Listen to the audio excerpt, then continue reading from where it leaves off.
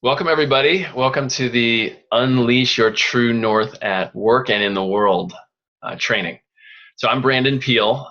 Know some of you really well. Some of you I've never met before, but we're all brothers and sisters on the Purpose Planet. So it's great to make your acquaintance.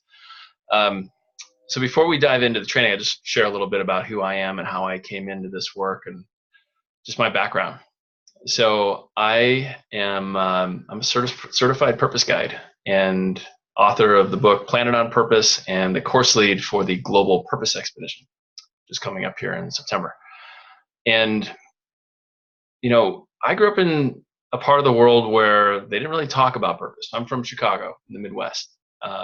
It's kind of assumed that your family and God would be the extent of that conversation. Just be a good person, follow the 10 commandments, make a lot of money, marry somebody you like, and make some babies. That was kind of the thing. That was what we did. And, I followed that actually pretty heartily. Um, got good grades in school and out of college, went into investment banking and venture capital. But there was something that was missing. Like, I had no sense that any of it was real. Like, it didn't feel like I was actually making a difference. Not that I, was even oriented to that just yet, but it just didn't feel, it all felt like transitory, like, oh, I'm just getting through this. And so, like there weren't like a lot of soul initiated elders around to say, Brandon, we see you. Here's what you need to do. Go to this vision quest, or everyone will recognize you as being a great artist. So go do some art. That's what your heart's moving you to. So that conversation was basically silent for me growing up. And I didn't know what to do. So I did what a lot of people did is I had a really healthy appetite for drugs and alcohol. Just tried to escape it all. And I think by the time I was 27, I had been arrested in 6 different states, like just trying to have as much fun as I possibly could because there wasn't anything real. Like, it all felt empty. I'm at the tail end of Gen X. I'm 40, and our generation was very skeptical of the American dream. And it was like, it's all, let's listen to punk and get blasted. That was kind of the idea. And so that's what I did. And I had a very good fortune of taking a pretty radical course when I was in graduate school at Columbia. It was a self-discovery course called Creativity and Personal Mastery. And that was the very first time that the conversation of meaningful work ever came up. Like, this idea that somehow you wouldn't have to live a separate life, be like a jerk investment banker and then like a philanthropist on the weekends. Like, that you could actually like make the world a better place and make a good living at the same time. And this was in the early 2000s. This is a pretty new conversation. I mean, obviously, people in the nonprofit realm, teachers, nurses, doctors, that's a live conversation. But for the bulk of humanity, the bulk of the working population, that wasn't a conversation. It's still not. The current stats are just heartbreaking. In the United States, something like 70% of workers are not engaged at work. And internationally, it's way worse. It's like 87%.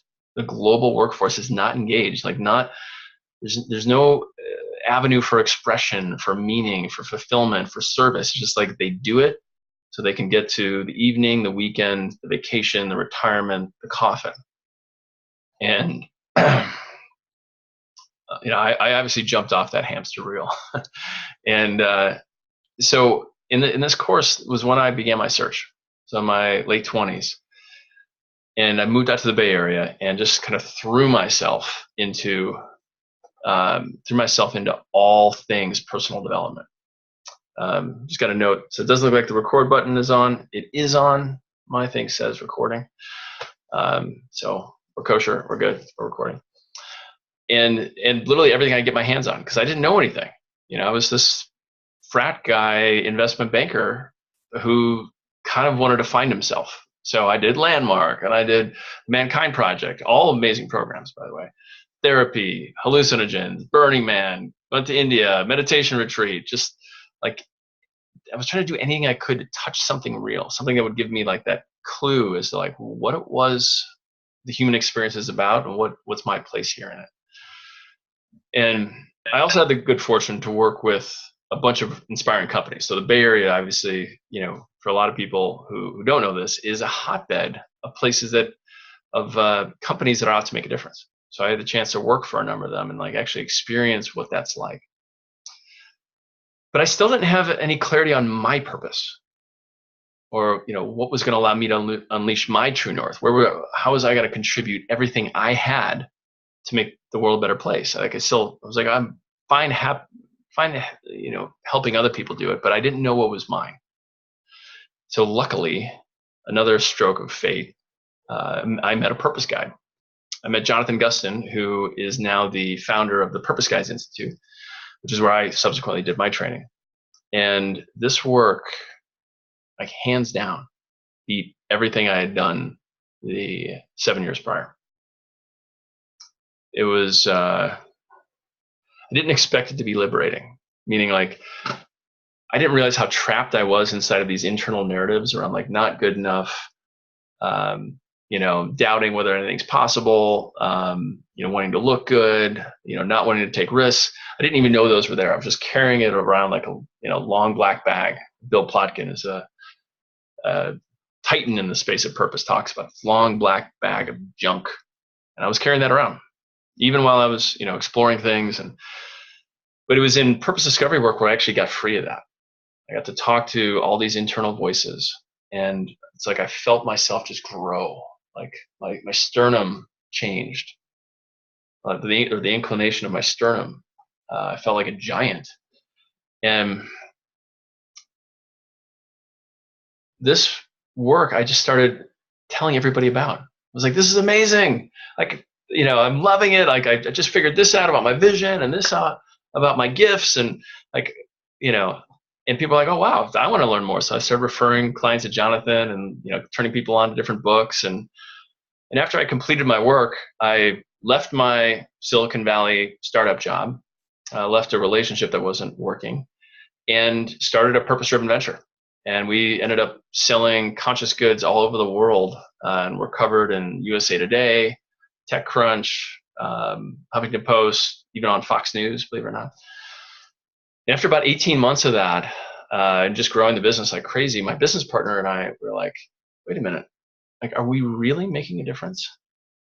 Because our purpose led us to this. We're like, well, we should be doing this. And so as we started to talk to customers, we're like, oh my God, we're not making any difference whatsoever in these people's lives. Like, we're just filling them with the next conscious item.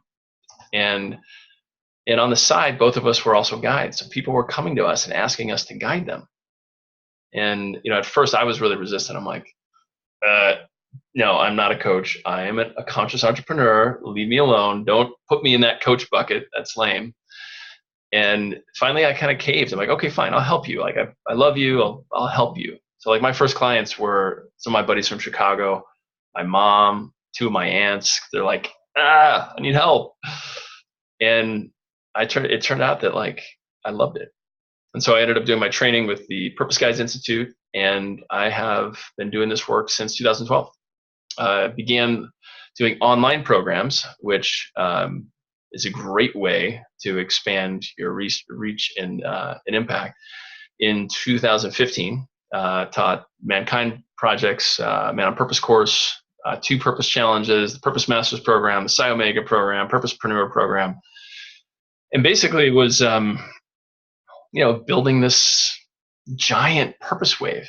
And along with that came my book. And now that I'm part of this other group of the global purpose leaders in the global purpose movement, who are literally like trying to get this message out as much as possible. And that's what today's about. It's about how to empower you all to like unleash your true north. So that you can make your contribution at work in a way that's soul aligned and also out in the world. So without further ado, let's get into it. I'm going to start sharing my screen here.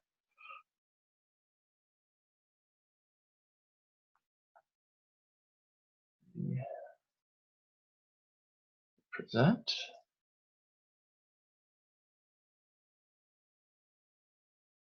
All right. Okay. So, welcome to Unleash Your True North in Work and in the World. So, as I was sharing, like this struggle is absolutely profound and widespread. The bulk of humanity is wasting their potential. So 70% of Americans, 87% of the global population. These are Gallup statistics. And it's it's really devastating because we have all these kind of mismatched people in these mismatched roles. And so as I found, like spending a quarter century living somebody else's purpose, I was basically trying to be my dad and succeeding at it, like having as much fun and success as he was having, and sometimes more. But there was no calling. Like there was nothing that said this matters. Like it all just felt in the world of finance and startups, like it's all kind of fantasy. Like money's made up, debt instruments are made up, interest rates are made up. Most of these technology platforms are made up. There's nothing I could point to that was on the Maslow needs hierarchy. So like, as I mentioned, like I searched, and that's what many people do. As soon as they kind of realize that they don't fit, or that their economy or their job or their craft isn't a match for what's really true for them, they search. And it can take a long time. I mean, I've guided people who are in their 90s, people in their 60s, who have been earnest seekers. It can take a really long time to actually come into this soul conversation. Like, how do I bring my true north alive? And so, in my search prior to purpose work, like I was having a lot of ahas. Like I was learning a lot. Um, I was distinguishing a bunch of limiting beliefs, but none of it gave me any like rootedness, any clarity. So since doing this work, my life works. Like as soon as I got clear, as soon as I switched it from that broadcast, I'll be anything to anybody, to that narrowcast, like, no, this is what my life is about. Things started to happen. And so I've delivered this work to executives from Apple, Google, Morgan Stanley, Johnson and Johnson, spoken internationally on the power of purpose. As I mentioned, I have a book coming out, and my work's been covered in a lot of different outlets. And I'm happy to say that I'm engaged. My fiance, Stephanie Steidel, is an amazing woman. We've been engaged almost 6 months now and are getting married next year. Yeah, really blessed in that regard. And I should also share that, like, prior to doing purpose work, my relationship to my health was pretty suspect. Like, I like to exercise, but I enjoyed that. But I ate terribly. Obviously, I did a lot of drugs and drank a lot, and so since doing this work, I've lost 30 pounds. I used to be 255, and now I'm like a lean, 225. Um, and again, like this is not to say I'm great or anything like that. I'm just saying, like, I've seen this. Like, do this work, things start to shift. They start to move for you. So I just want to welcome you all. Like, you are here. This is the right place to be. This is the right conversation to be in.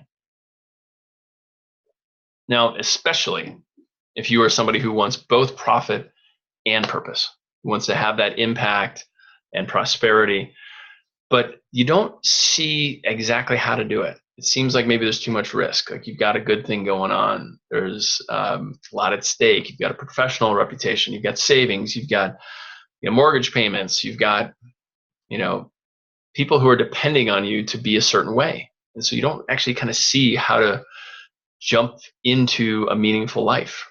It just seems too risky. However, you've heard the call. Like, you're in this training. Somebody is called. I don't know what your beliefs are, but somebody says, hey, wake up. Stop it. Stop doing the things that you're doing. Like, you're bigger than this. That there's a bigger life, and more fulfilling, more abundant, more impactful life. And odds are you're also like deeply frustrated with work that stinks. Like, I can't tell you how many Excel spreadsheets and PowerPoint presentations I did in my career working with startups and in finance. And I hated that I was good at it. So a lot of the things you're doing, you're probably really great at. But odds are, if it's not soul aligned, you're like, get this thing out of my face. I can't wait till Friday. So welcome. So my promise is that today you will walk away with an understanding of the 3 P's of purposeful work in basically your career and also out in the world. And that you're going to learn one shift today. So we'll do an exercise that will lead to more confidence and meaning in what you're already doing. And lastly, you'll see a clear path forward. You'll know exactly what it is that you need to do to continue your journey. And just a reminder to stay till the end. I will be giving you instructions on how to get your True North blueprint. Now, this is a document that actually takes you into the various phases of the purpose discovery journey. So from the beginning to the exploration, into the trials, like where you get tested with your resistance, and then finally into that revelation and then homecoming, where like you actually get to come home to yourself from a place of purpose awakening. And then at the end, you also have an opportunity to ask any questions you like. So in the interim, like right now, I can't see the comments because I'm doing the screen share. But feel free to type in comments or write them down and save them for the Q&A. And then I'll also be sharing with you an exclusive opportunity to take your purpose journey further. So there's a couple ways to be here. You can be here like, okay, let's see what this guy's got. You know, you could be like, oh, sure, purpose, yeah. Like, I want to learn about that. That sounds fun. You know, or you could be in this conversation as if your life depended on it. That like you don't want to miss anything. That there's something here for you to get. Like it's not about you evaluating and judging what's happening, but actually like how curious and present can you be? Because in order for you to get the most out of this, like that's the affect, that's the attitude you want to be having. It's like, okay, I'm going to be here, I'm on. And what that means is like you're not on anything else. So you don't have any other tabs open. You're not on your phone, you know. And like I said, I encourage you to actually take notes on the key points because you learn differently as you write things down. And then also any questions or points of disagreement, please save those for me. I'm happy to dive into all that. I love a good, tough question. So odds are, if you're finding yourself in this conversation, you might be living your weeks beginning with Mondays that look like this, where you're like, oh, not again. I don't want to do any more code. I don't want to talk to any more people, and I don't want to listen to my boss. And you're like, you're regretting it, or you're resisting it almost. And most of you are probably not getting what you want out of that work experience, or you wouldn't be resisting, right?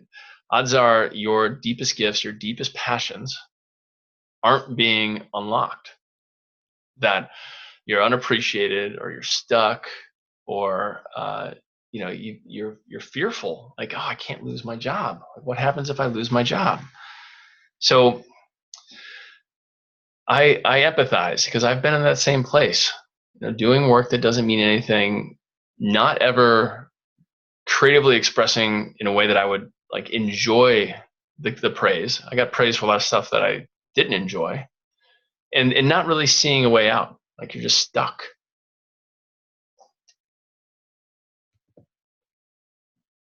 So I want to dive into these 3 keys with you.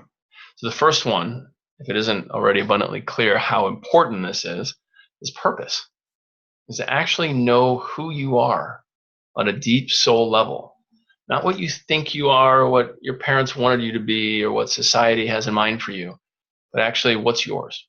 What is your, you know, as Bill Plotkin says, your unique seat assignment here on planet Earth? Like what is the space in which you inhabit? Your niche. Like what is it that you are here to do and solve and be? And there's a lot of reasons to know your purpose. So I'm going to share with you just some of the science, and you can go to the scienceofpurpose.org or planetpurpose.org, and all this science is there. But for folks who are connected to their life's purpose, They have higher levels of income and wealth. They're 64% more fulfilled. They're 4 times more engaged at their job. And purpose is now the number one factor in job satisfaction. It's higher than income, it's higher than prestige, higher than title. It's even higher than the number two factor by more than twice as much, and that's the strength of the leadership.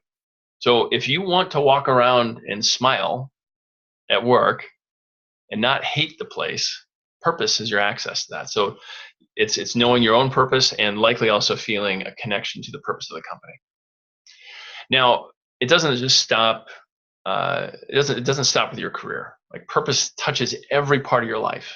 It touches your health. It touches your romance. It touches your family, your community, obviously your workplace, your finances, your spirituality. It's going to touch everything.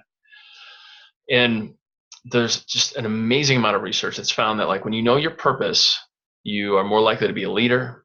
You are likely to live a lot longer. And they suspect this is because purpose has also been shown to be correlated with lower levels of cortisol. So that's that stress hormone that ages you and destroys your tissues and has things break down and eventually kill you. They found that people who know their purpose are also more attractive. And this blew me away. I don't know the specific study, but again, it's on the site. But you can take two people who are of average attraction and have one who knows their purpose and one who doesn't. And the one who knows their purpose is going to be rated by others as more attractive. And that's likely because they're more engaged. They're excited about their life. There's more joy present, and that's going to radiate differently than somebody who hates their job. And then also, when you know your purpose, it's correlated with higher levels of racial tolerance, and it increases, or it's correlated with higher levels of civic engagements around philanthropy and volunteering. So in a sense, it is not a panacea, right? We still need oxygen, we still need civil rights, we still need good food, we still need exercise and sleep and all that. But it's likely the thing that's missing most, that most people don't know about. That there's this kind of hidden software upgrade that you could take your existing life as it is and have it look a lot different. And so that's why I'm so excited about this. Like, I started collecting this research about 4 or 5 years ago and was just blown away, study after study after study after study. And that's a big piece of what's in my book. Now, we're gonna dive deep into purpose. This is my specialty. So I want to introduce to you these kind of 4 levels. So the first level at the bottom is where you don't have a strong relationship to it, where you're more or less avoiding pain, chasing pleasure, and there's not a lot of looking at the circumstances of life as like being malleable, like you have a different, or like you could have a different approach to them. So a lot of folks at this level believe their circumstances are real. They believe they can't do certain things because of whatever reason. And so they just do what they can to get by and enjoy themselves along the way. And there's nothing wrong with this, by the way. Like, I'm not judging. I know this is a hierarchy and some people will get upset by that. These are just 4 ways to approach the subject of purpose. But oftentimes people end up experiencing the law of diminishing returns. And they're like, gosh, just nothing makes me happy anymore. Like, the things that used to don't. So what do I got to do? And they often do therapy, personal leadership development programs, and that kind of empowers them to kind of take over, step into a new reality. And they declare it. So this is stage 2. This is basically your normal kind of urban professionals. So entrepreneurs, people who, like, just because they have an idea, they think they should go do that or be that. And basically you just, you pick a purpose, really anyone, you declare it. All right, I'm going to be a priest, or I'm going to be a VP of marketing of a tech company, or I'm going to be, the next social justice activist, or whatever it is. Like, even stuff that makes the world a better place can be declared, live at this like level of ego. And this is your go-getter. This is your type A achiever who's like, I'm going to get that thing. I'm going to work my tush off and make it so. And that's fine until it's not. And again, a lot of folks that I end up coaching, in their 40s, 50s, and they're just tired. They're tired of being go-getters. They've done it for 30 years, and they're like, why am I doing any of this? So they are hungry for that soul connection. So that moves us into stage 3. So when you do purpose discovery work, you begin to come into what's called a higher purpose, or a revealed purpose. And this is where you really just care about being truthful, about being truthful yourself, around creating, around expressing your values by serving and creating an impact. And it's like it's distinct from stage 2 in that, like, stage 2 is basically made up. Like, you literally just made it up. Whereas like stage 3, you've heard it. Like, you've heard the call. There's something that says you've got to go make a difference. You've seen what's happening in the news or in politics or Charlottesville or whatever. Like, oh, I can't just sit here and just get angry about Facebook posts. I've got to go freaking do something, but I don't know what it is. And it's like, you've heard the call. Like, I've got to do something.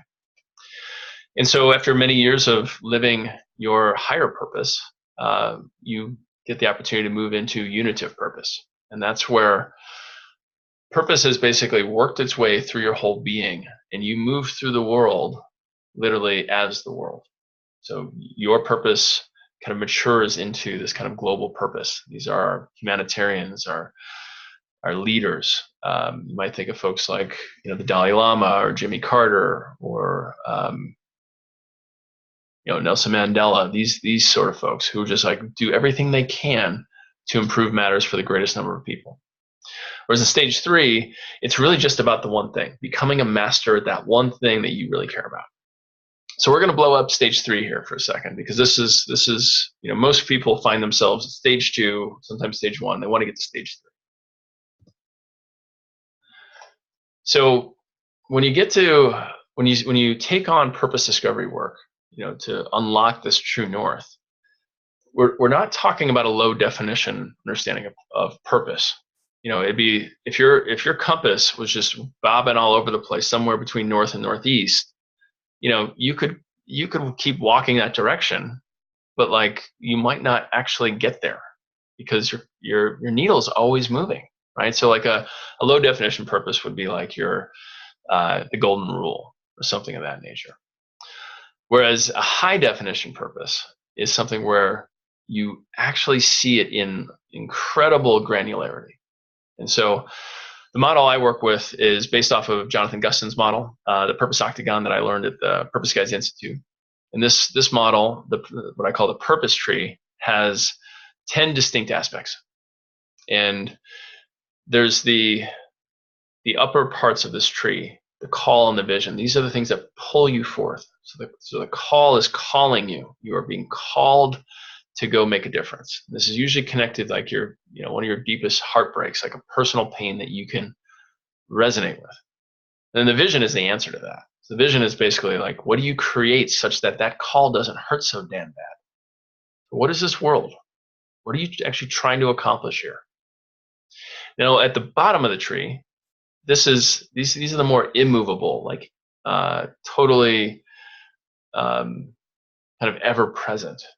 So your core, this is who you are at your most essential level, like without doing anything, like how you naturally radiate you. So it's the brandedness of Brandon, or the Kara-ness of Kara. Then there's your virtues. And these are distinct from values, which tend to get kind of conflated with like preferences and socialized norms. But virtues are like the perfections of humanity. What's possible in being a human being that you have been put here to express. We'll actually do an exercise to play with core and virtues today. And so there's this tension. There's this kind of immovable, kind of non-active part at the bottom, the virtues and core, and then this thing that's calling you into action. It's pulling you. It's like there's a polarity from below to above. And so that gets expressed out in the world as your flow, your mission, your powers, and your craft. I'll distinguish those really quickly. So flow is what brings you alive. This is what brings you into the moment. These are the ways your deepest sources of pleasure and transcendence. They sometimes contribute to others, sometimes they don't. Like for me, flow is writing and speaking and purpose guiding. and teaching, but it's also like karaoke and visiting spiritual sites. Like I just lose myself in those endeavors. Now, powers, on the other hand, these are like your natural born kind of full level abilities. These are the things that make an enormous contribution to others, that you kind of like naturally, effortlessly do with incredible mastery. Now, your craft on the other side of the tree, this is yours alone. So, this is the way that you are put here to make a difference, your unique contribution.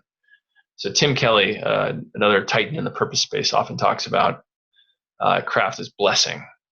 And it's almost like a washing machine. You take people who look like X, you move them through process Y, you leave them at Z. Like you know exactly what it is that is yours and yours alone to perfect and spend decades mastering. So it's like your craft. It comes out of you. You craft it. It's not. It's sometimes something that nobody's ever done before, but it becomes clear to you that it's yours, and that's the way that you live your mission, that you answer the call, and that you bring your vision to reality. Now, your mission is like the near-term thing that you must do now.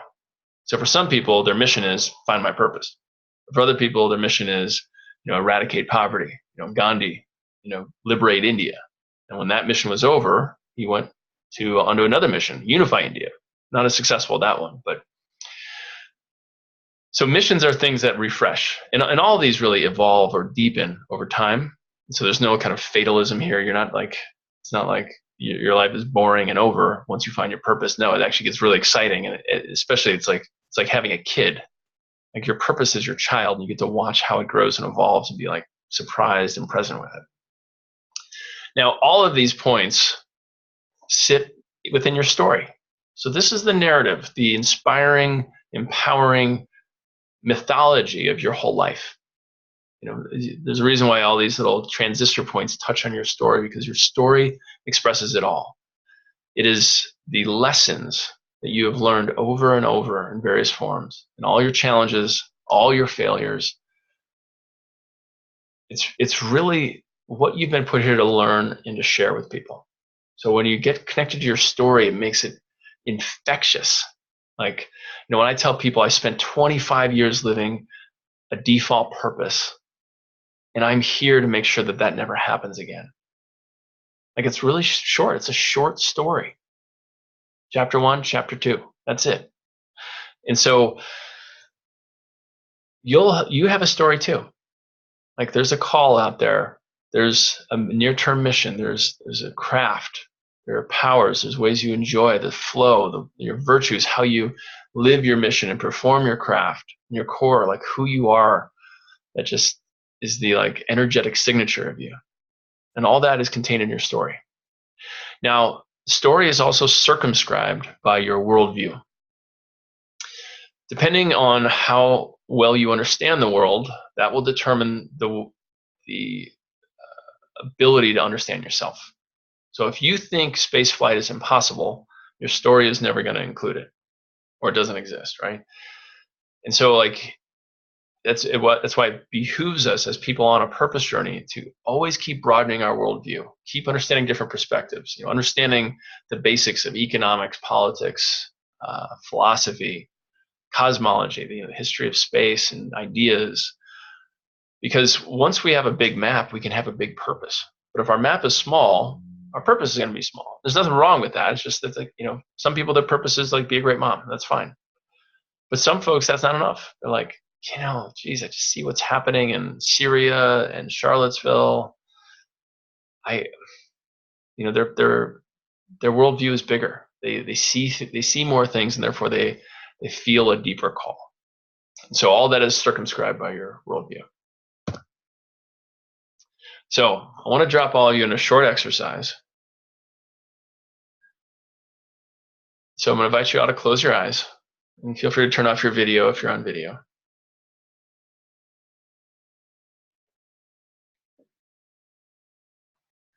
And I invite you to picture your favorite person.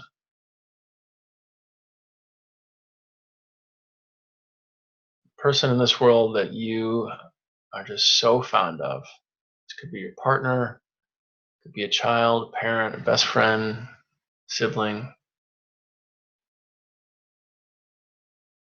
Just take a moment to pick that person. And if you have the view that all people are created equal, that's fine. Just pick one of your favorites.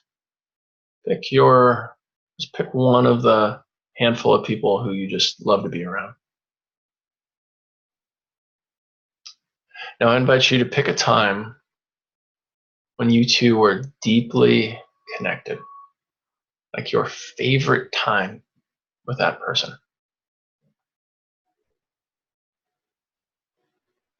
Take a moment to find that moment or that trip or that evening or whatever that adventure entailed.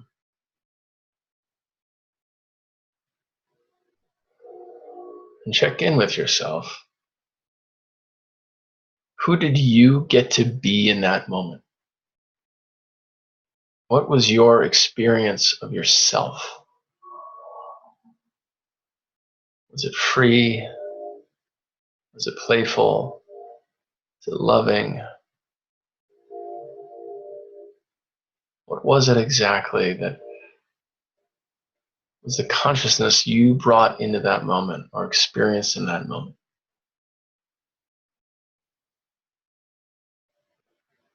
Now, go ahead and open your eyes and take the next 30 seconds to write down whatever came up for you.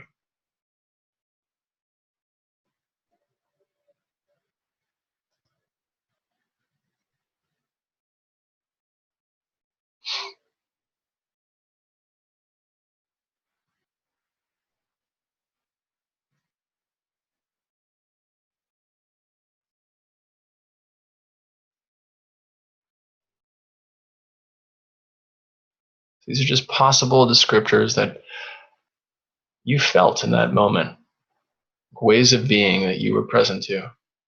See if you can get to 10.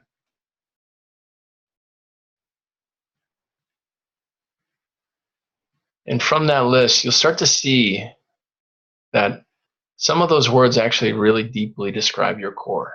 This is actually who you are when you don't have the constraints of jobs that stink or dysfunctional relationships. You actually are that. Like that's really what it means to be you. Now you might also see some virtues in there. Like it might be a virtue of yours to be compassionate. It might be a virtue of yours to be just or empowering. So you might start to see some virtues there as well. Just take a moment and circle any words that resonate deeply. Like, yeah, this actually could describe what my understanding of myself is. Now the task is to look at what your current day-to-day is and where you're not those circled words. I especially encourage you to bring it into work. Like, where are you not showing up as your core or as an expression of your virtues perfected? And then what's one action that you could take? I'm gonna do an experiment, try to take everybody off mute here. And I'm gonna invite one person. Let's see, I'm just gonna call on somebody that I see because it'll be just easier that way. If that's all right. Well, actually, I won't call on you. Raise your hand if you want to be called on. Do I see any hands up? So here's another page here. People. Wow, there's gazillions of pages of people.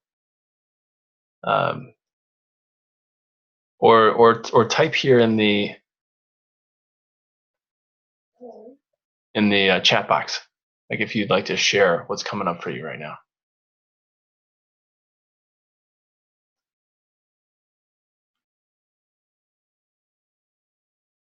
All right, there's Edward. Awesome. Okay, I think I know how to raise your hand. All right, Edward, I'm going to meet you there. Unmute. There it is. You hear me? I can hear you now. So, Edward, Hey, buddy. good to see you, man. What came up for you You in that? too. The thing that came up for me is there was a tremendous amount of self-judgment that that I wasn't sure if I deserved to feel what I was feeling. It's almost like there's that kind of that deeper part of me that Yeah. knows that I am capable of this. However, I almost didn't feel like, well, I don't deserve it, and therefore I'm going to be resistant to it. And in that exercise, I allowed myself to kind of let go of some of that resistance, and I got a little excited. Awesome. Awesome. Would you mind sharing one or two things that you noticed about yourself in that moment? The thing that I noticed about myself is I have a lot of capacity for love and growth and compassion. And I have not really allowed myself to express myself fully in that way. And what came up for me is that I'm cheating myself by not being whole and real with myself and the Mm, world. yeah. So, how would you express that as like a different way of being with others? Like, what's something you could take from this to be differently with others? Well, the thing that definitely comes up is I think that by eliminating and removing the self-judgment, that when I begin to engage with others, I'm going to eliminate the judgment that I might project, even subconsciously project onto them, so that I can be more authentic and genuine and loving, and then be able to receive that back. That they get to experience who I really am versus who I want them to see me as. Yeah. Yeah. And my gut is they're going to actually get to experience themselves. So if like you're being accepting and loving and compassionate, there's more freedom for them to be. And so Yeah, it's kind of absolutely. like double win. So do you see anybody, and I know you've got a number of endeavors happening, but like is there any relationship that you have right now where you could bring this kind of compassion and acceptance and love? You know, the relationship that I did not expect, but this is who came up. It was actually my sister. She and I have been disconnected for years, and she currently is battling with substance and illness and disease, and I've pushed myself away and I've distanced myself. And I think that if I was to engage with her in a powerful way, not only would that potentially provide healing for me, but also healing for her. So that's what came up. Awesome. That's great. Thank you for sharing that, Edward. And that's Thank you, what I buddy. invite. Yeah, you got it. That's what I invite the rest of y'all to look at is like, where can you take one of these virtues of one of these elements of your core that you could begin to shift a relationship at work or bring it to the actual work itself. So, that's what I want you to spend a couple of seconds like noodling on possible actions that would be expressions of one of these elements of your core or your virtues. Just take about 30 seconds to write down a few actions.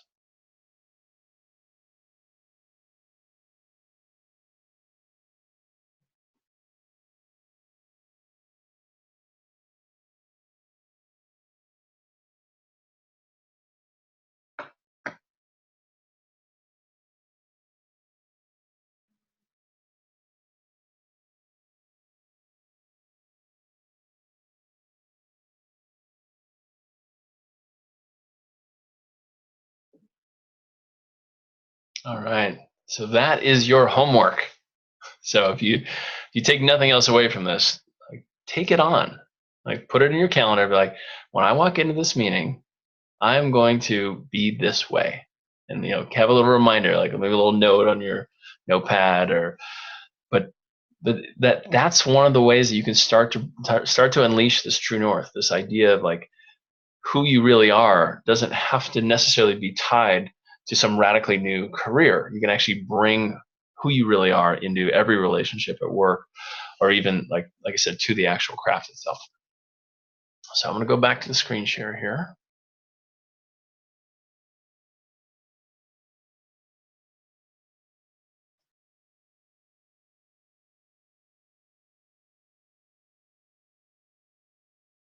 Okay.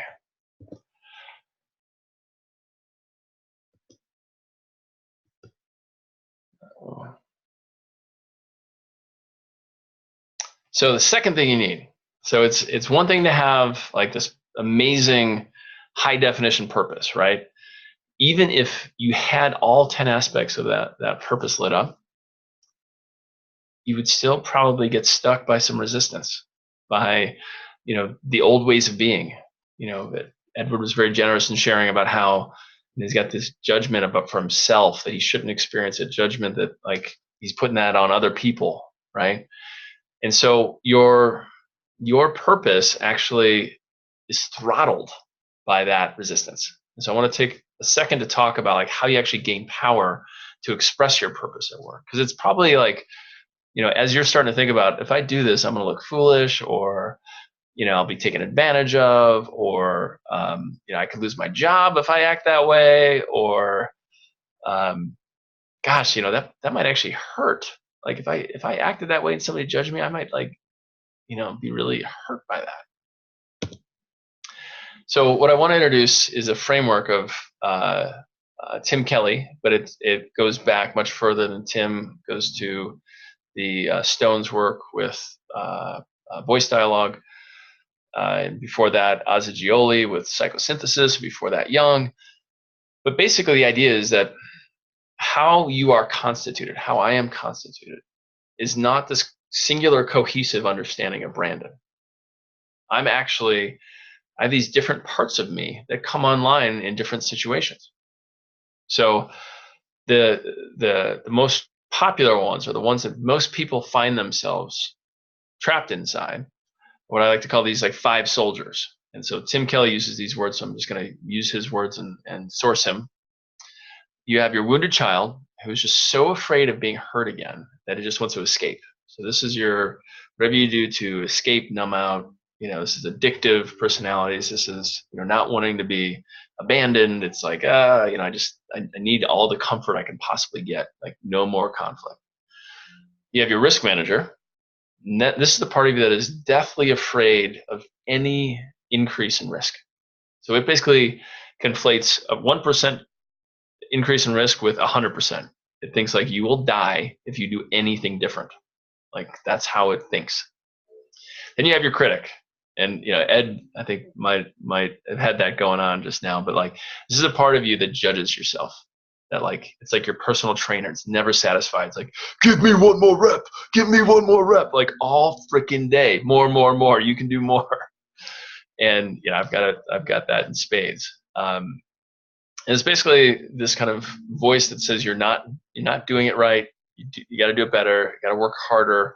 One day, maybe if you listen to me enough, one day maybe you'll be happy. But that day never comes. And then you have your skeptic, and your skeptic like doubts everything. It questions whether purpose exists. It questions, can you trust people? Is there a market for my craft, my purpose? It basically doubts everything. It thinks that everyone is trying to take advantage of you in some way, shape, or form. And then lastly, you have your image consultant. And this is the part that just tries to look good all the time. And so it'll keep you from, well, actually all of them will keep you from taking purpose aligned action, but the image consultant specifically will keep you from self-expressing in a way that's authentic to you. So it'll want to keep you small, keep your expressions low, keep really your entire persona muted so that it doesn't make waves or it pleases people, and you don't stick your head up. You don't take a risk. You don't creatively self-express. You don't share what's on your mind or share what's going on in your life. You just want to stay small. Everything's fine. Everything's perfect. So to truly get power, now that you've got this purpose awareness, you've got to understand all of these different voices of resistance.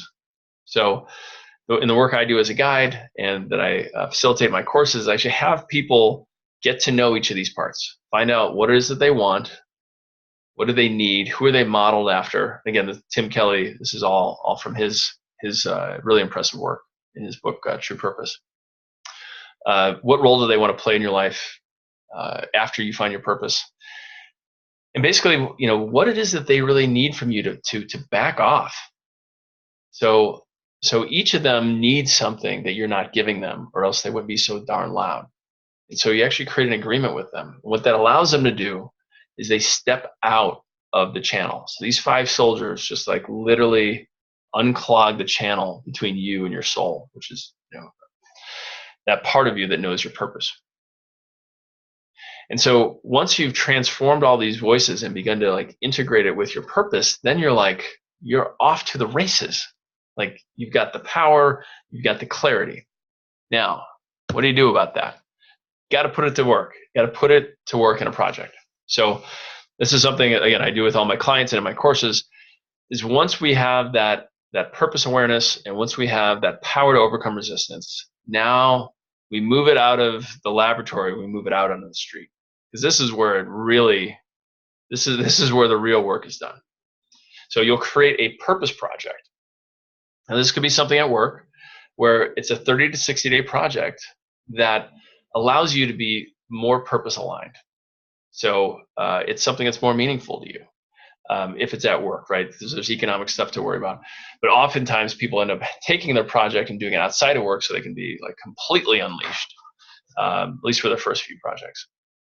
And in this project, what you get is the opportunity to see your purpose live out in the world in conversations. So example projects are like hosting a workshop series or doing a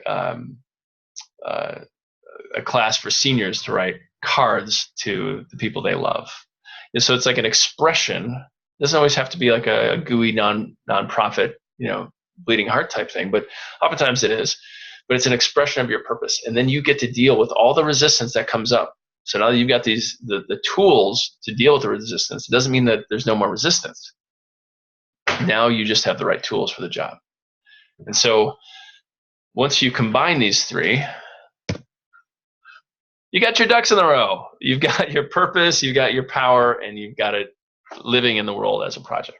So these are the 3 P's of unleashing your true north, of having purposeful work where it's aligned. Like you've got a deep sense of awareness, got the power to overcome resistance, and then you've got an actual project, something that you've spoken into existence and you've had conversations, you've got the resources, and you're actually getting it done. So I have people get these things done in like 30, 60 days. So you might be asking like, okay, what does this really look like? It's nice theory. So out of this work, and I'm just going to share from a handful of folks here, they've literally reinvented their whole lives. But because this is about working in the world, about like your works in the world, I'm going to just focus on that. So Kat, she launched a functional medicine business, like left her PhD chemistry job at a biotech company and was like, you know what matters? What matters to me is food. What matters to me is health and wholeness and self-love. So she completely reinvented herself and launched this brand new business, all while still doing her PhD stuff in chemistry, and eventually left her job, went on her own, started making money doing this work. Then there's Andy. Andy came out of this work with like this real powerful desire to build a team and build a family. And so he created this company called Snap Mobile, hired a team, raised a VC round, which is now profitable, and he got married and started a family. That was what was important to him. There's Sarah. She is this amazing artist, photographer, and she came into this work with like a real desire to do her own art. So she was working for other artists, and out of this, she did a couple showings and was awarded a fellowship at Harvard. That's where she's at right now. Then there's Oscar. Oscar came into this work working at a travel agency and doing some stuff in mindfulness, but not really kind of expressing his values, because what he really wanted to do was to make a difference for inner city youth. And so he fashioned himself as a meditation teacher, now teaches for the Mindful Life Project and Mind Body Awareness. He's also a Dalai Lama fellow. So he's like this like social justice mindfulness pioneer. This guy used to be a travel agent. That's what purpose does. Start to put the stuff at work and you get a new life. And Amanda was probably the fastest, like highest trajectory client I've ever had. She came in wanting to find a new job and got really clear, took a leave of absence, found a new job at better hours, got clear on what she really wanted to do. So she worked as a nurse and now is enrolled in graduate school in her master's program for psychotherapy. Now, she also discovered literally in the first month that her marriage was over. Like she didn't even know. She knew that it wasn't fulfilling, but she didn't have the soul level clarity that actually this wasn't even worth working on. And so, I gotta see some messages here. Let me make sure I can, give me a moment.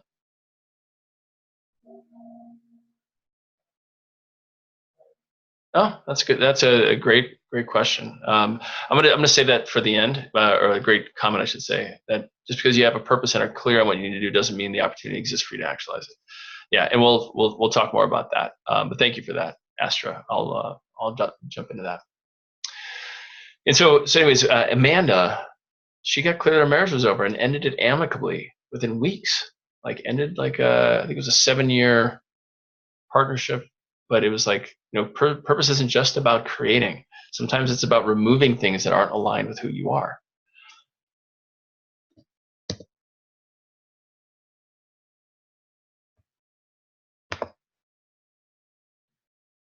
Now, a lot of folks have resistance to this work.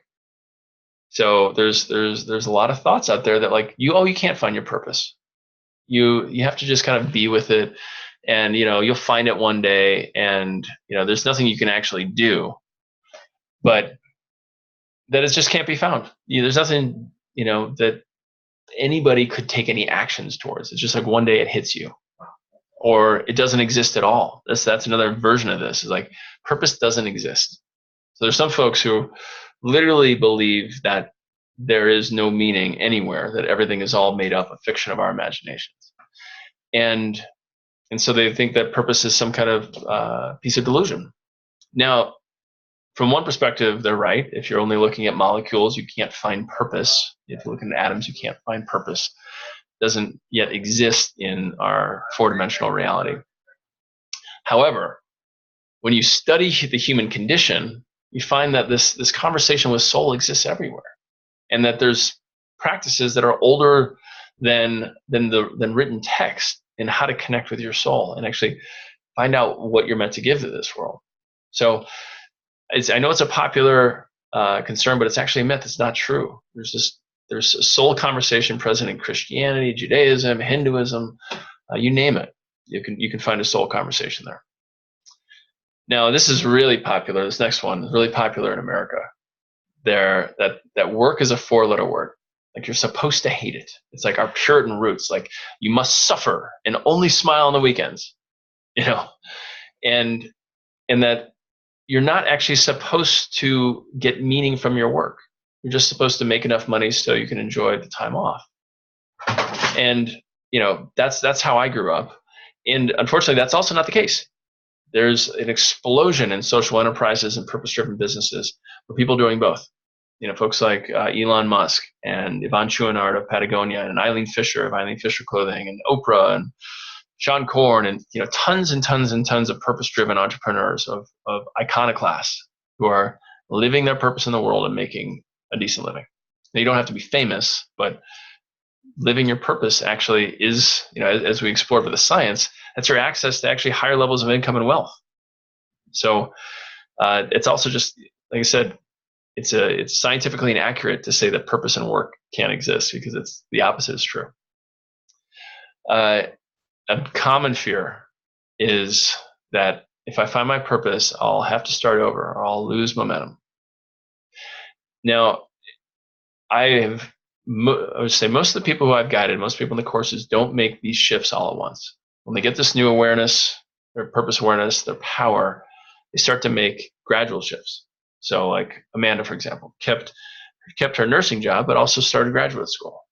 So it's not like she had to like completely end her life and devote herself to a life of service and poverty. Like there's incremental shifts. And it's usually like 18 months to 3 years by the time this has fully worked itself all the way through your livelihood.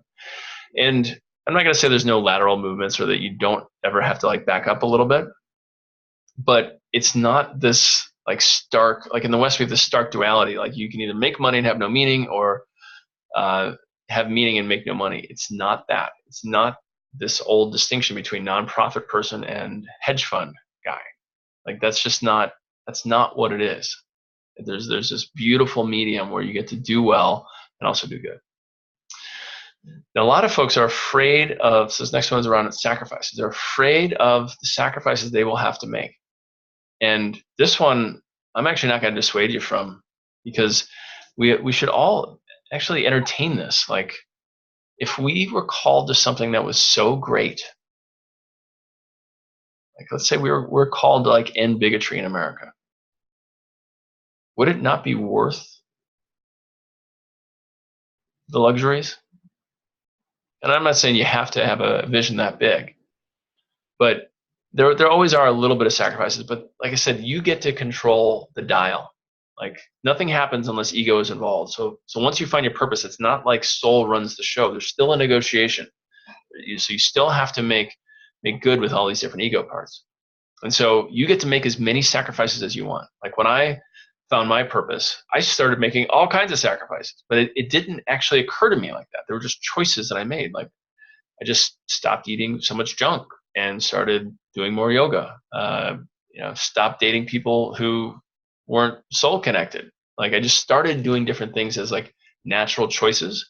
Now that could be seen from the outside as a sacrifice, but it's just that's just what's aligned with my soul.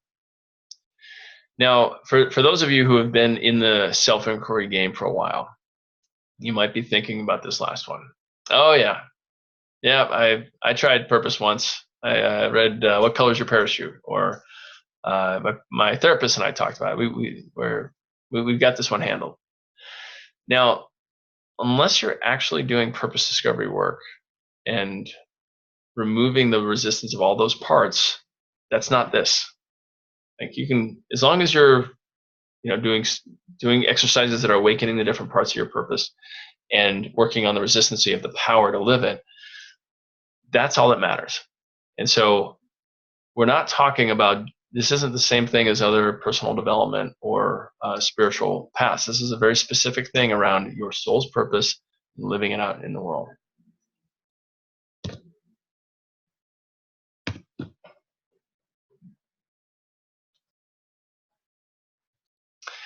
So just want to review.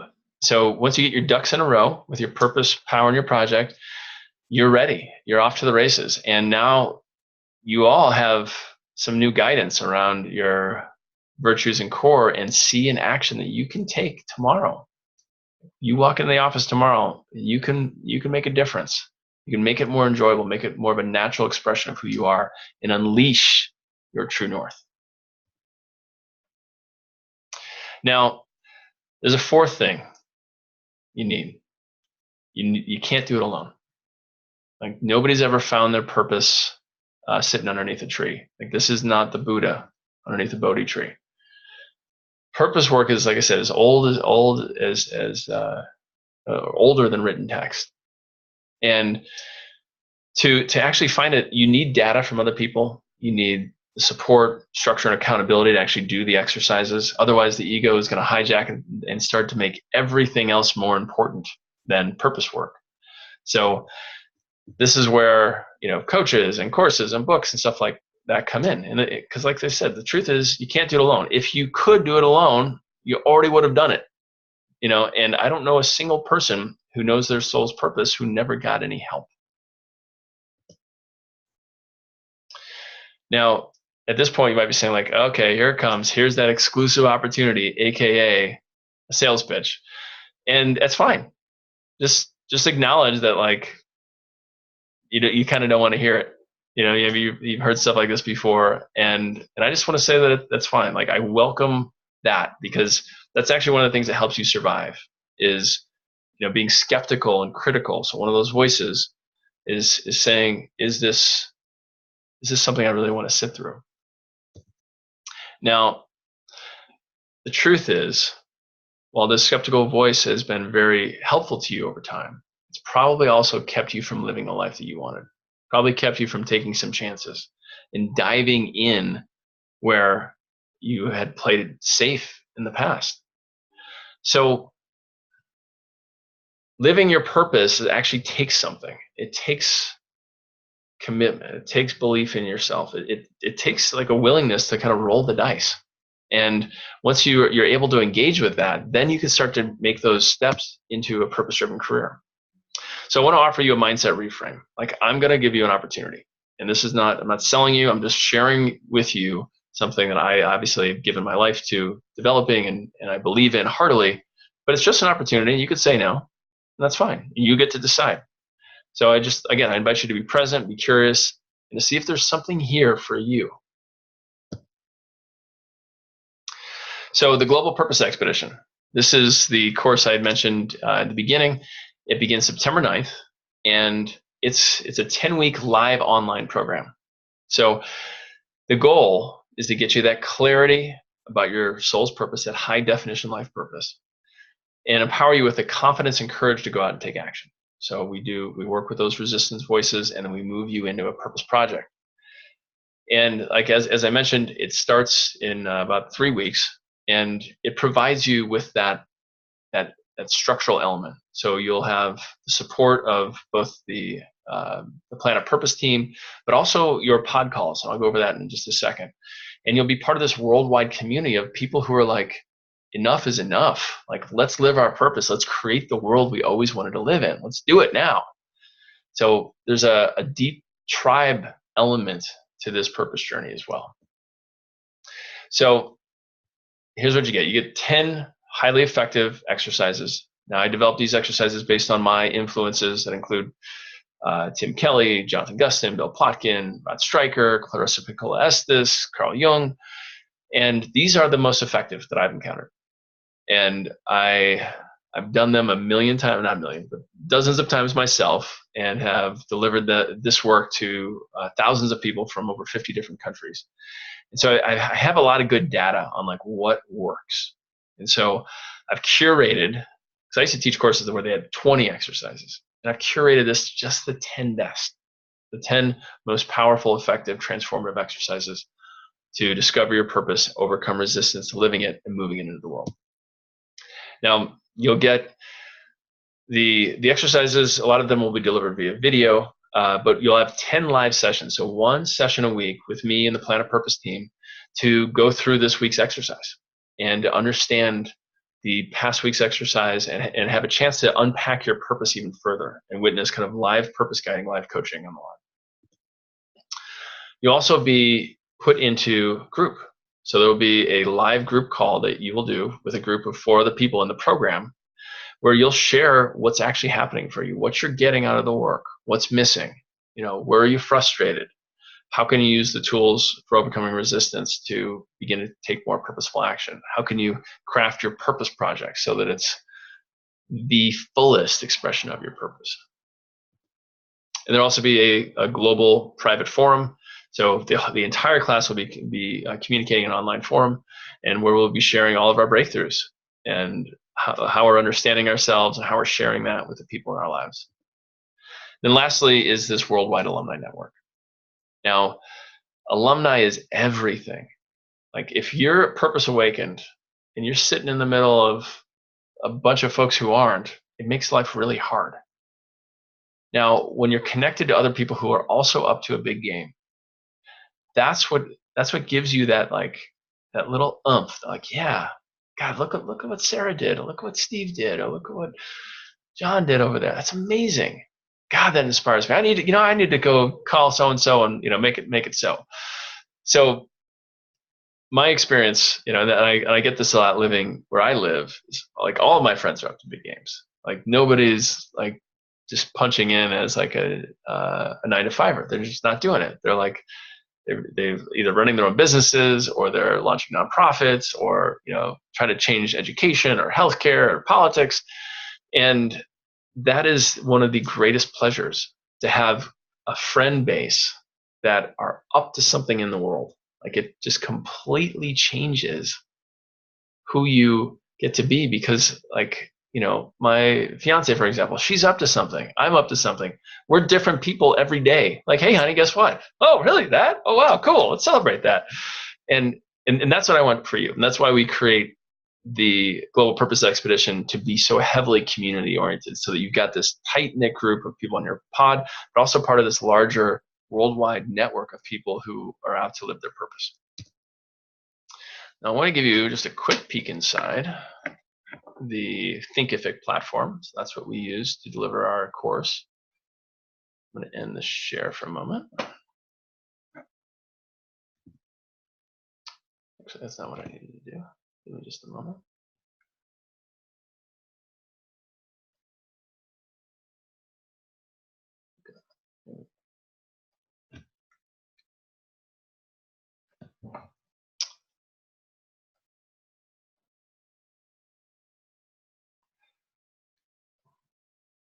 Come on. Sorry about that. Just having trouble seeing on my platforms here. So this is what you'll get when you'll see the Global Purpose Expedition, and you click here and either start your course or resume it, and you get a chance to actually, obviously read the syllabus, see the testimonials, look at each week's exercise, and they'll be loaded on a week by week basis. But I want to drop in just here for the syllabus real quick. So as I mentioned, 10 videos, 10 exercises. And it'll take about, so how much time does it take? It takes about 3 hours a week. So you spend about 15 minutes watching videos, 30 minutes doing the exercise, 60 minutes on a live call, 30 minutes on your pod call, and then 15 minutes contributing in online forum. So that's like the bare minimum. But as with anything, you'll get more out of it. So you're hanging with your purposeful peeps, deepening into the work, getting to know them. So you'll get more out of it the more you put into it. And I want to give you just a brief overview of the course structure. So we spend the first 4 weeks, so this hearing the call and the search, doing purpose discovery exercises. So these are, like I said, some of the most highly effective exercises that I've ever experienced. And they'll start to light up these different parts of your purpose tree. And then we'll spend 2 weeks going hard at resistance, like looking at where your default purpose is showing up. So where is this like other purpose, this kind of, you call your ego, or you call it your the way you respond to the world. How is that affecting your life? So you get present to where kind of your ego parts are playing, you get to know them, and then in week 6 you develop tools for working with them. So interviewing them, looking at how they work, what they need, and so that you can continue to take purpose-aligned action. So once we've cleared out some of the space of your resistance, we then dive you deeper into purpose discovery exercises. So we've got more space now. These soldiers have started to move out of the channel, and so we can reveal new aspects of your soul's purpose. And then there is the return. So this is what in the hero's journey. Once you've gone out and you've got the Holy Grail or the Excalibur, it's time to come home. It's time to come home and integrate and live this, to bring it home back to the village. And so we move you into a process that has your soul identify what your purpose project is supposed to be. And then you get to morph it and shape it based on your circumstances. But this is like what's next for you. This is almost like your first mission, is that purpose project. So you're going to go do that and learn about it and get to see how your purpose lives out in the world. And then once it's over, you're part of this worldwide alumni community, and there's all these different ways of like connecting with people around your interests, like educators and healers and parents and revolutionaries. So this is just a sneak peek into the Thinkific platform. Let's switch back over to our presentation here. So with everything you're going to get in the Global Purpose Expedition, you get the 10 best exercises, the Purpose Discovery program. You get the group calls. And so the Purpose Discovery exercises are almost $2,000 in value. The group calls are almost $1,500 in value. Pod calls are almost $1,000 in value. And then you get this lifetime alumni network. That's $500 in value. Now, in addition, if we have early bird bonuses. So if you sign up before the 28th, you'll get a purposeful sales training that I deliver with Stephanie Steidel, my fiance. She's a very powerful, purpose-driven business coach. You will get the 4 elements of creating successful, purpose-driven online courses with Chris Kyle. So Chris is the guy who trained me to do online purpose courses when we were doing the Mankind Project together. And his true passion and power is to take people like you who know your purpose and who want to create online courses so other people can step into their greatness. Now, whether it's purpose or whether it's knitting, it doesn't matter. But like Chris helps people create powerful online courses based on their purposes. And then the third bonus is a soul guidance meditation by Vanessa Ben-Lolo, the co-founder of Fingerprint Life. She's a soul guide, and I've also worked with her as well. She's amazing. And then the last is my audiobook. So like, as I mentioned, we just launched the audiobook this week. And when that is fully ready, you guys will get a copy of that. So that's a total value of $4,702. However, because we are able to use all of these tools for community and technology and connecting, it's not going to cost you that much. The cost for this course, the 10-week course live online, is $399. And so this is, comparably priced course with other personal development programs out in the market, but it represents a significant discount from like what you're actually getting. Because, like I said, you're getting this lifelong alumni network, the ability to transform your resistance, and a deep sense of your purpose awareness. I just saw a comment. Let's see what we got here. Oh, there it is. Oh, from Josh. Is there another course planned for next year? Not like this one. So we'll be doing some more advanced courses next year. But this is the one to do. Because it's live. You get your people. And if this is an issue with your leadership program, you could probably make the case that it's around career.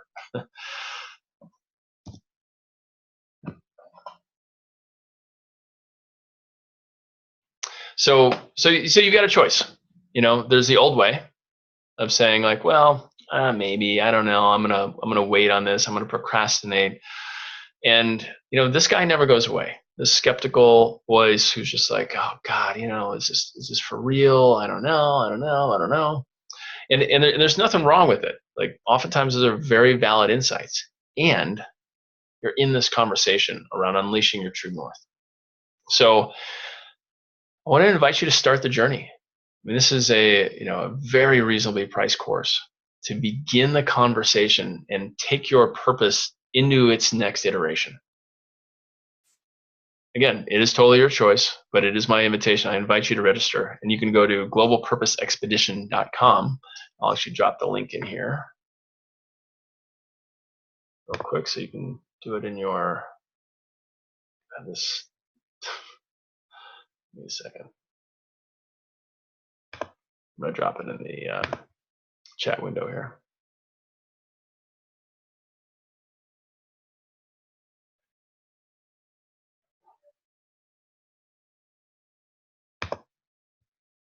My computer's not being as responsive as I like, but here we go. Drop it in the chat window. Global Purpose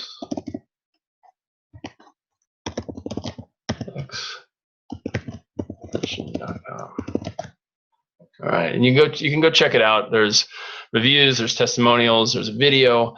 You can check out the syllabus. You can just get a good sense for the course. But I encourage you, like I said, to not wait on this, not like put this in the back of your mind, like, oh yeah, one day I'm going to sign up for that, then realize it's already October and the course is over. So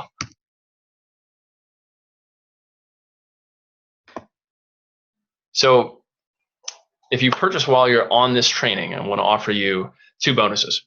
So like I said, this price is good, and the bonuses are good until the 28th. But on next week, we're going to do a live purpose workshop. So you can actually start this work next week. So it'll be the same time, Wednesday at 5:30 Pacific. And we're going to do a really powerful exercise, one that's not in the Global Purpose Expedition, but one that's going to begin this work for you. And then for the first 20 who register tonight, I'm offering 20 one-on-one 30-minute purpose guiding calls with me. So both of those are $150 value each. And that brings the total value of this offering to over $5,000. And you have an opportunity tonight to throw your hat over the wall, to step into this purposeful future and unleash your true north in the world. So I want to thank you all for joining me here tonight. But before I let you go, I just want to share a couple testimonials. And I don't know how I get rid of my drawing that I just created on my on my screen, but oh well, I just have to deal with it. Geez, give me a second. So I want to share with you 3 testimonials. So Vanessa, she found, quote, "This course empowered me to discover and embody my purpose. Since finishing this course, I've started my own business coaching conscious entrepreneurs, and I've continued to deepen my understanding of living soulfully. I invite you to join the Purpose Revolution." Then there's Mickey. "This course provided me with a time-bound, team-supported, clearly structured program to learn about myself and my purpose.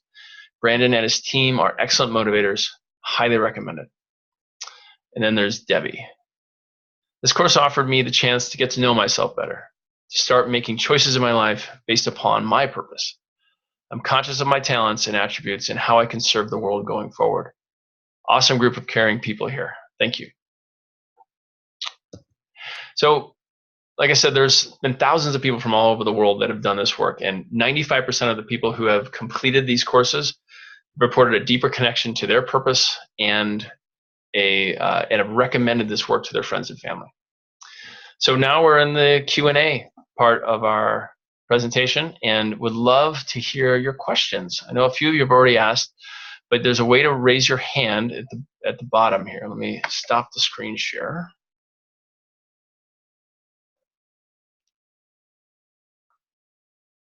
And okay, excellent. Ed says he's in. Nice.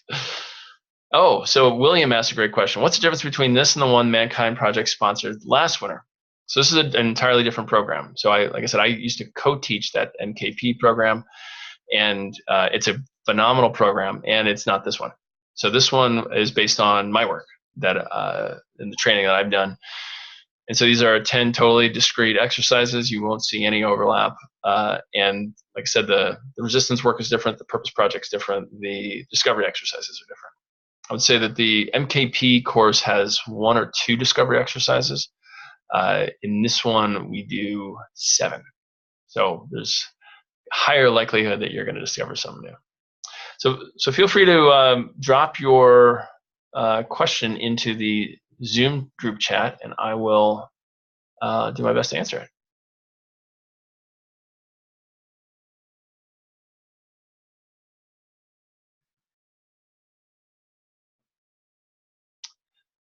Let's see.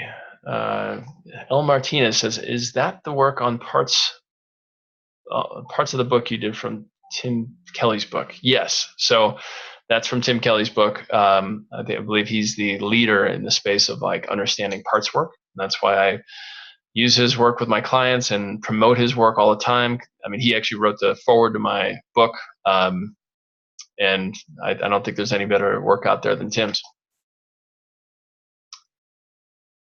Okay, so Astral asked a very provocative question. He's like, "Just because you have a purpose and are clear on what you want to do, it doesn't mean the opportunity exists for you to actualize it."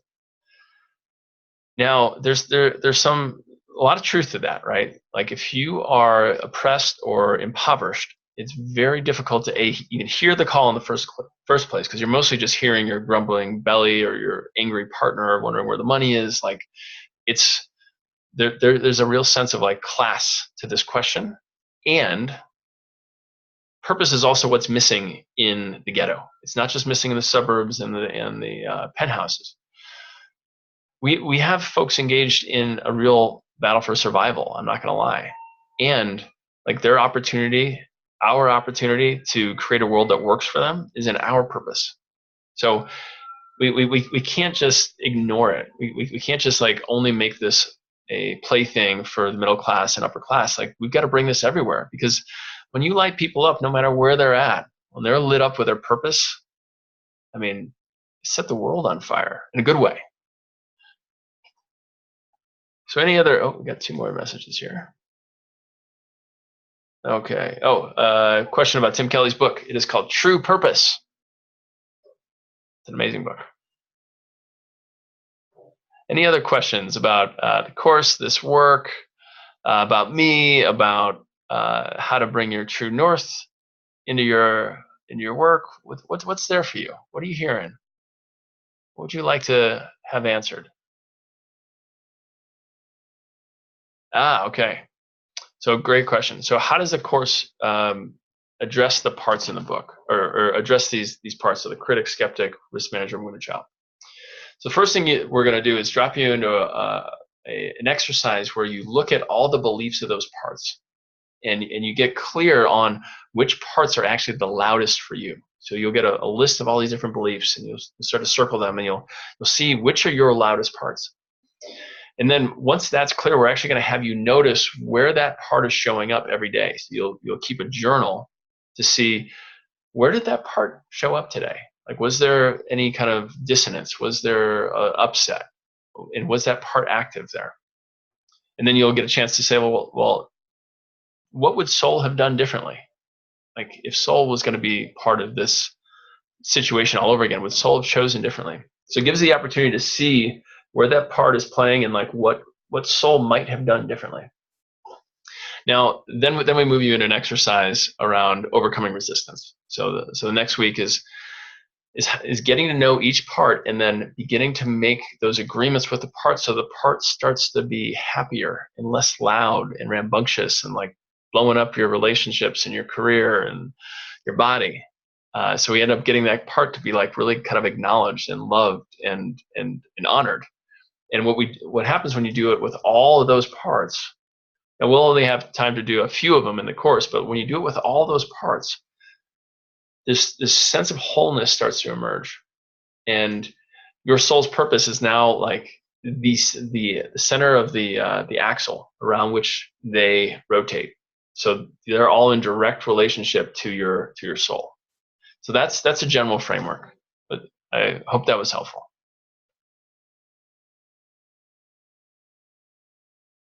Any other questions?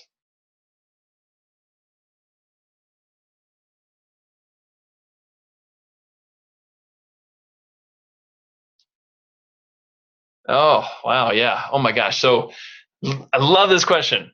So there's so much meaning and purpose in being a mom, right? It's like, it's just there, it's given to you. You've got this amazing cherub that irritates you, that you love, that you have to grow with. It's forcing you to keep becoming more and more yourself, in a sense, if you're really listening to like what this child is doing to you.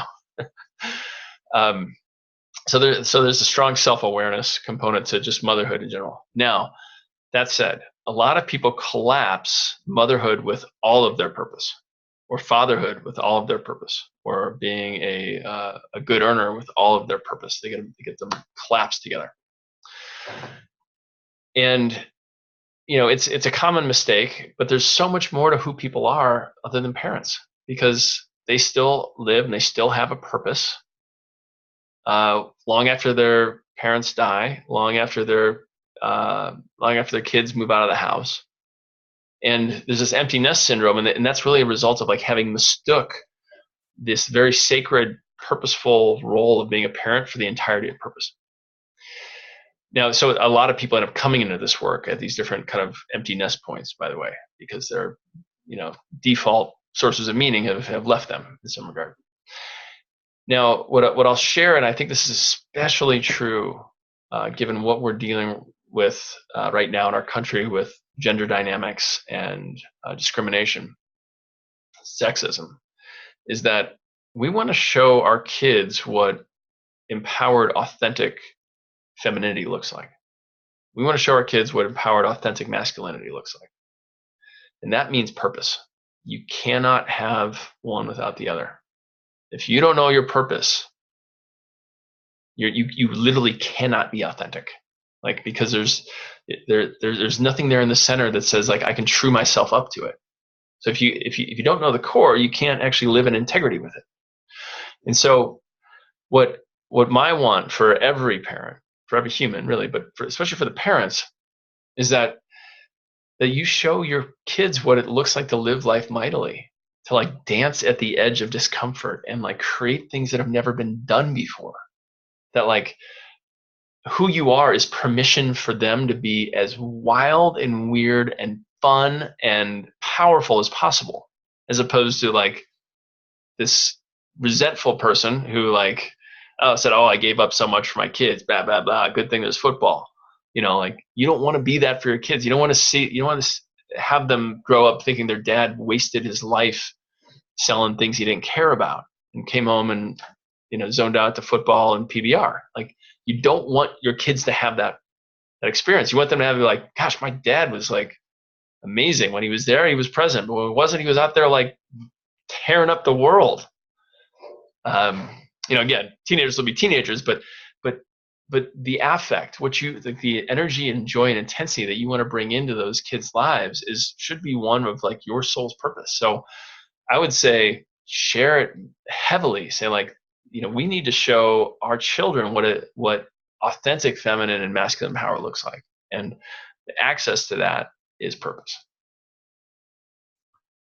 Okay, how should we incorporate or overcome financial concerns, a type of resistance about time and soul consuming projects that have no monetary return? How can they be sustainable? That's a great question. And what I want to encourage is that like these purpose projects don't often, or they don't have to be the career, like the very next one. It's designed to actually have you experiment, to do one right after the other, one after the other. So like my first purpose project was launching this company. I did it for 18 months. I loved it. And then I realized I had this deeper role to play in bringing about a more purposeful planet. So it's meant to be engaged with, and obviously you don't want to sacrifice your financial well-being. Now, you may need to do some work to create a life where you actually have more space in your life to enjoy your job, enjoy your leisure time, enjoy the people who depend on you, and also have time to do purpose work. I mean, I tell people all the time who are white-collar employees, and like, you can't slap this onto a 60-hour week. Can't be done. You know, say it all the time to entrepreneurs. I'm like, you want to find your purpose? Good luck. Like, wait till your next exit. Like, as long as all your cycles are being kind of consumed in the race, you got no time for this purpose conversation. I mean, I've coached so many tech entrepreneurs, and it is so painful because they're always thinking about how they can make money all the time, So you have to have space to actually do this work. You can't be a workaholic. So is it fair to say you could not make true change in self or influence others without embodying this purpose? It's a good question. I mean, I don't want to say categorically, but it helps a lot. It helps a lot if you're not full of SHIT. Like if you know yourself, you know what your life is about, and you want to make a change out in the world. Like, people want to know that, you know, they used to say this, they don't say this much anymore, but they want to know that like they're buying it from the right person. You know, they're buying their sports cars from the Italians, their watches from the Swiss, their their law from the English. Like they want to know that they're getting the best, and it's the best because that's really who these people are. It's what they care about. So like, I don't want to I don't want to buy bread from a guy who hates making bread. I want to buy bread from the guy who's like, taste this bread. This will change your life. And so, you know, I think think you can still make a change. I mean, you can always like carrot and stick somebody to change them. But if you want to inspire them, if you want to transform them, you want to see them step into a whole nother realm of being for themselves, have them step in a brand new future. Like, yeah, it really does help if you know your soul's purpose. Any other questions? Purpose, course, otherwise, what's there for you all?